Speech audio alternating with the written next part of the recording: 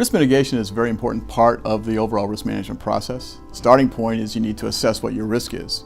But the real power is being able to take some action to actually mitigate what that risk is. You have two choices. You can either buy insurance and hope for the best, or you can focus on preventing losses. And folks who prevent losses actually take more control of their own destiny.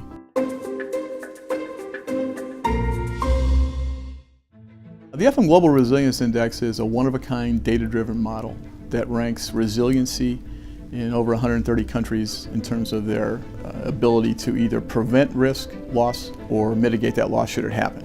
It came about to give financial executives another tool to decide where they should locate their facilities, where they want to have their supply chain, where they want to partner with vendors, and other items that may be impactful to their supply chain.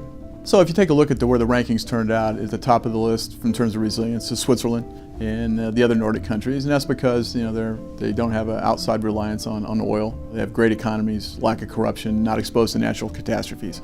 Other end of the scale, think of Haiti, Jamaica, who not only are exposed to natural hazards on a significant basis, but they've also had some challenges in terms of the corruption in the economies.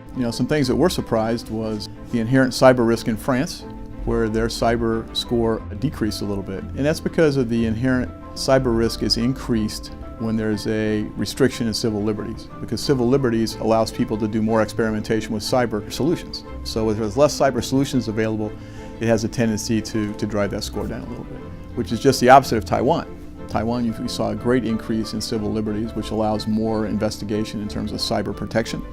So they actually improved on it. And the other one was counterintuitive, is the U.S. political risk increased fairly dramatically as a result of the trade wars between the U.S. and other countries and the political situation in the U.S. Another surprise in terms of the resilience index was the U.K. The U.K. ranks 18th overall, but in terms of their fire risk, they rank pretty low. And that's a result of the either lack of code enforcement or the building practices where they use combustible construction where they shouldn't really doing that. The biggest misconception in our industry is probably the fact that loss isn't preventable, because it is. You don't have to accept loss as a foregone conclusion. You have the ability, through a good partner with good information, to properly understand your risk and be able to mitigate it effectively.